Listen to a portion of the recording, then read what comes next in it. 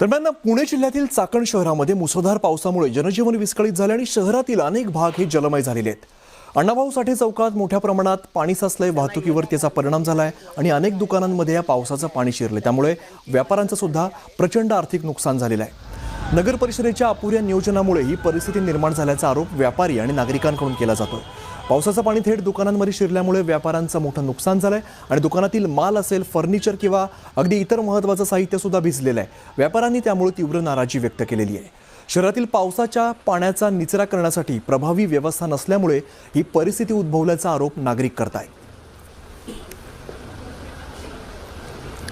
तर पुण्याच्या चाकणमधली आपण ही सगळी दृश्य बघतोय, ही सगळी दुकानं जी आपल्याला दिसतात आणि ती अक्षरशः पाण्यामध्ये बुडलेली आहेत। आतमध्ये असलेलं सगळं महत्त्वाचं साहित्य जे आहे ते पूर्णपणे भिजलेलं आहे, त्यामुळे त्याचं प्रचंड नुकसान झालंय। व्यापाऱ्यांचं यात मोठ्या प्रमाणात नुकसान झालंय। अनेक दुकानात पाणी शिरल्यामुळे आर्थिक फटका या व्यापाऱ्यांना बसलेला आहे। चाकण शहरात मागच्या काही काळात मुसळधार पाऊस झालाय, रात्रीतून सुद्धा पावसाचं प्रमाण वाढलेलं होतं आणि आता ही जी सध्या परिस्थिती दिसतेय त्या परिस्थितीमुळे आर्थिक नुकसान सुद्धा मोठ्या प्रमाणात होत आहे।